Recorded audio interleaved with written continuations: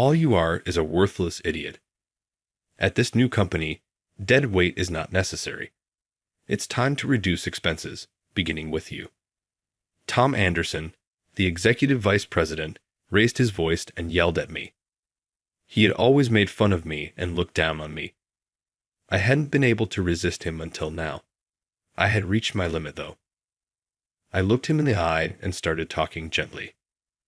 "I'm Simon Smith, and I'm 27 years old.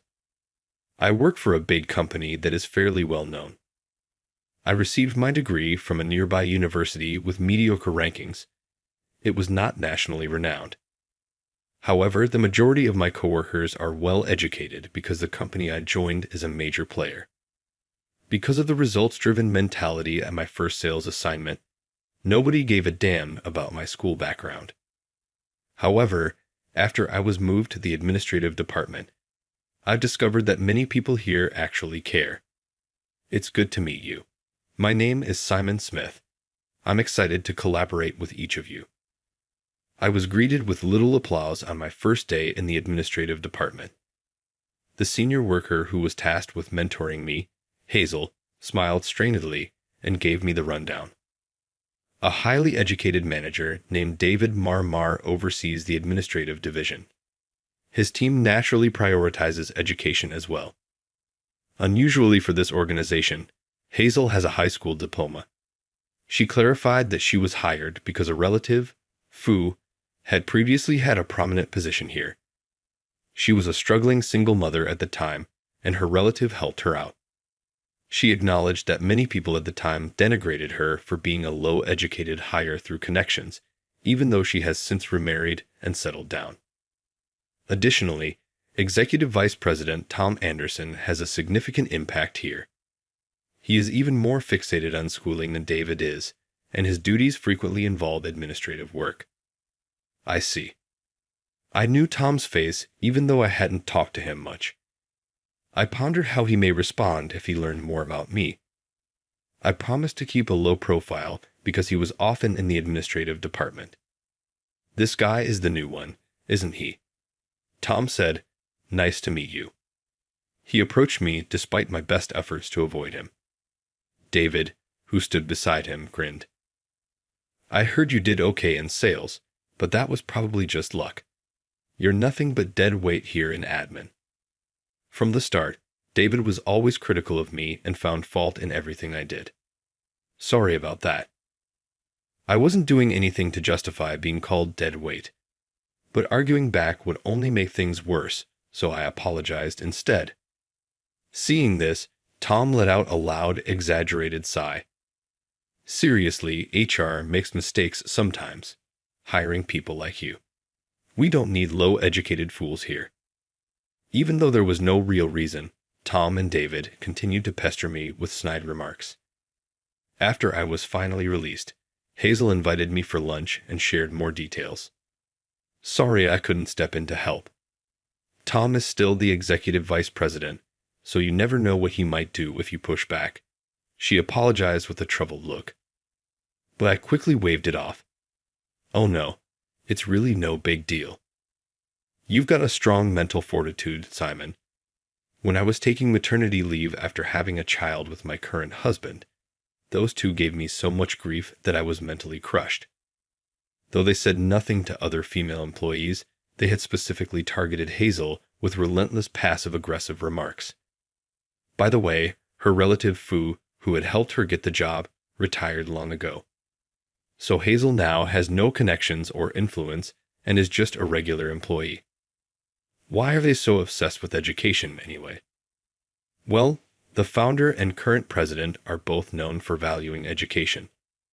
But there's another rumor about Tom.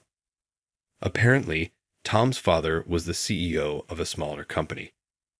The company was eventually passed down to Tom's older brother, despite only having a high school education. His brother was recognized by their father as having talent for management and was chosen as the successor. Until then, Tom had believed he would be chosen because he was more educated than his brother. Must have felt like a betrayal from his father. That's probably what made him start obsessing over education. I didn't know there was such a complicated backstory. Still, that's no excuse for demeaning others. My son is taking his college entrance exams this year, but he's struggling. How about you? Oh, wait, you probably didn't study that hard. Your college wasn't exactly prestigious. Tom feigned seeking advice while mocking my educational background. Take care of this, will you? A simple task like this should be easy for someone as unqualified as you. I need it done today. Without even waiting for my reply, he dumped his busy work on me. It was clear that Tom saw me as both a stress relief punching bag and a convenient errand boy. David's frequent business trips made him less of a nuisance. But Tom, who was almost always at the office, would deliberately come to the admin department to harass me. He seemed to enjoy watching me squirm. Can someone like that really be a company executive? This place is in serious trouble, I muttered bitterly. But it turned out the company was indeed in deep trouble. Recently, our company sold all its shares to another corporation CEO. We became a subsidiary of that company and announced plans for a management turnaround. As a result, the workload in the admin department skyrocketed. For the past few days, I've been carrying boxes filled with documents to various departments. Being the youngest in the admin department, I was assigned all the heavy lifting. Even during such a busy time, Tom made it a point to bother me. Well, looks like you're busy. Manual labor suits you. Why don't you transfer to a factory position? I heard there is an opening. Grinning slightly, he taunted me. Usually, I'd humor him, but today I was too swamped to deal with this nonsense. Yeah, sure. Sorry, but I'm in a bit of a rush. Apparently, my dismissive response didn't sit well with him. Tom grabbed my arm roughly, his face irritated.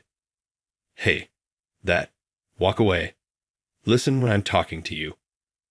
Because of his sudden grab, I dropped the box I was holding. The documents inside scattered everywhere, and a bundle hit Tom's foot. Ouch. Watch it. Already stressed, I snapped and retorted without thinking. You're the one who yanked my arm.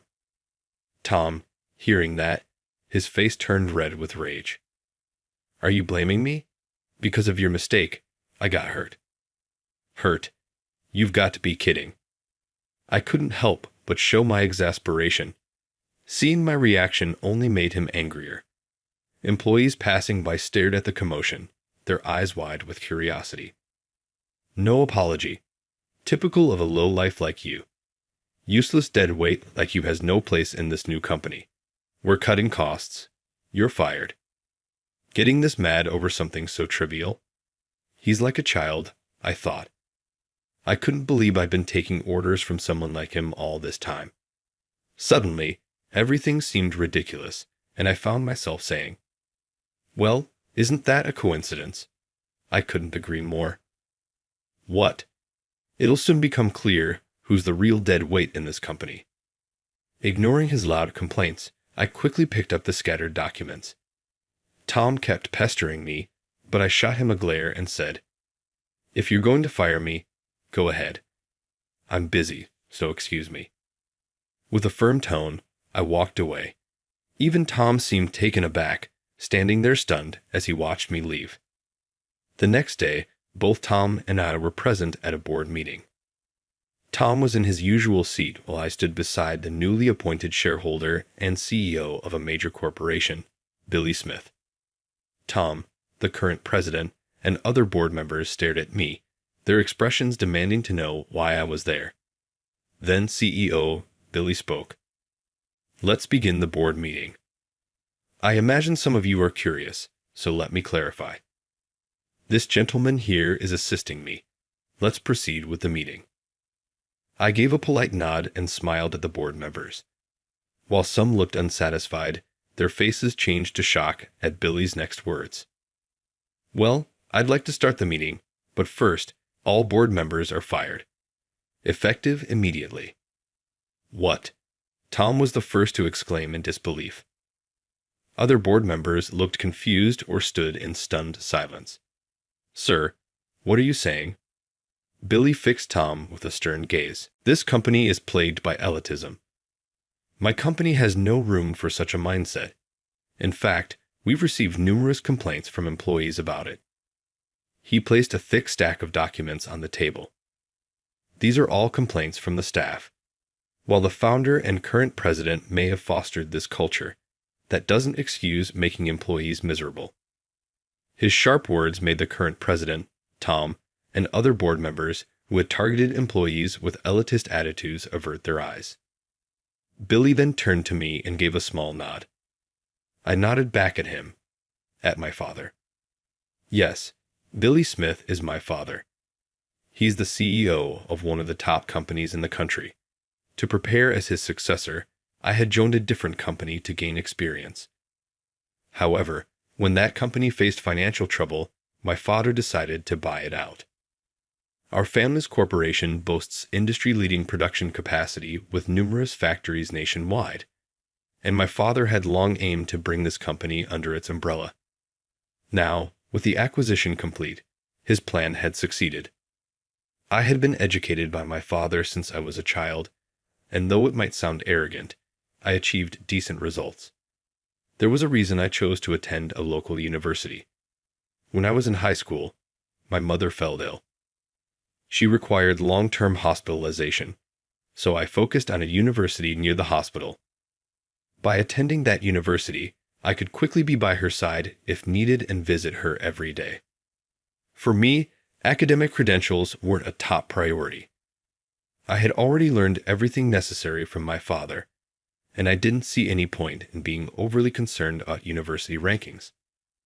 My father, who also didn't prioritize academics, supported my decision, saying he'd feel better knowing I was close to my mother. By the way, my mother has since fully recovered and is living a healthy life now. While I don't dismiss the importance of education, the obsession with it at this company is abnormal. There are likely many reasons for the company's poor performance, but I believe its excessive focus on academic credentials is part of the problem.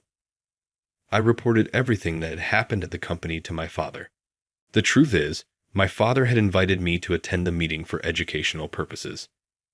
At this point, I'm still just a regular employee and wouldn't normally have access to board meetings.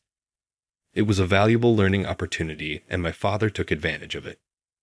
While my father and I share the same last name, it's common enough that Tom hasn't connected the dots. Additionally, I resemble my mother and look nothing like my father. Not that Tom has the composure to notice such things right now anyway.